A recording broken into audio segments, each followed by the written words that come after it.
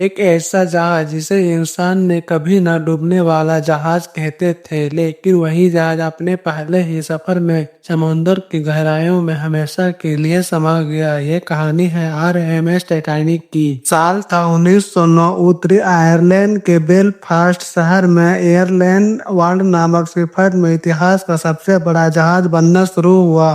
यह जिम्मेवारी British company white star line को सौंपा गया। टाइटैनिक को बनने में करीब 2 साल का वक्त लगा और साल 1912 में टाइटैनिक पूरी तरह बन के रेडी हो गया। टाइटैनिक की लंबाई थी करीब 882 फीट और वजन था 40,000 टन। इसे उस दौर का लोगों का चमत्कार कहा गया। 10 अप्रैल 1912 इंग्लैंड के साउथहैम्पटन से टाइटैनिक ने अपनी पहली और आखिरी यात्रा शुरू की। इसमें लगभग 2200 से ज्यादा यात्री और क्रू मेंबर मौजूद थे। इस लग्जरी जहाज पर 3 तरह की क्लास थी। टाइटैनिक सिर्फ एक जहाज नहीं बल्कि समुद्र में तैरता हुआ एक शहर था। 14 अप्रैल 1912 की रात अटलांटिक महासागर में तापमान बेहद ही ठंडा था। पूरे दिन जहाज को कई बार आइसबर्ग की चेतावनी दी गई, लेकिन कप्तान एडवर्ड स्मिथ ने इसे नजरअंदाज किया और जहाज की गति को कम नहीं की। जहाज को लगभग 1200 किलोमीटर मील प्रति घंटे की रफ्तार से आगे बढ़ता रहा। यात्रियों को कोई अंदाजा भी नहीं था कि आगे क्या होने वाला है।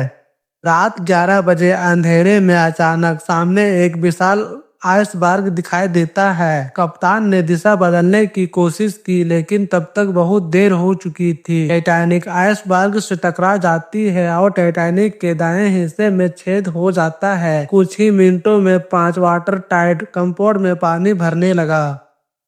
टाइटैनिक पर सिर्फ 20 लाइफ बोट थी, जबकि जरूरत थी दोगुने से भी ज्यादा की। टाइटैनिक अब पूरी तरह डूबने लगा। लोगों में अफरा तफरी शुरू हो गया। लाइफ बोट्स में पहले औरतों और बच्चों को बैठाया गया, लेकिन अफरा तफरी में कई नावों को आधी खाली छोड़ दी गई और उसमें कई म्यूजिशियन थे जो कि अपने आखिरी पल में लोगों की डर को काबू करने के लिए अपनी गिटार बजा रहे थे और अपने जान की कुर्बानी दे देते हैं। और जो इस अफरा तफरी में बचने के लिए पानी में कूदे हुए लोग तापमान के शून्य से भी नीचे होने के कारण अधिकतर लोग ठंड के कारण मारे गए। 15 अप्रैल 1912 रात के 2:20 जहाज बीच से टूट गया और धीरे धीरे समुद्र में समा गया। इस हादसे में 1500 से ज्यादा लोग मारे गए।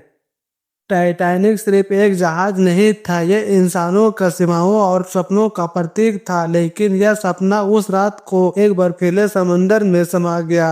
यह कहानी आपको कैसी लगी? अगर पसंद आई हो तो चैनल को सब्सक्राइब जरूर करें।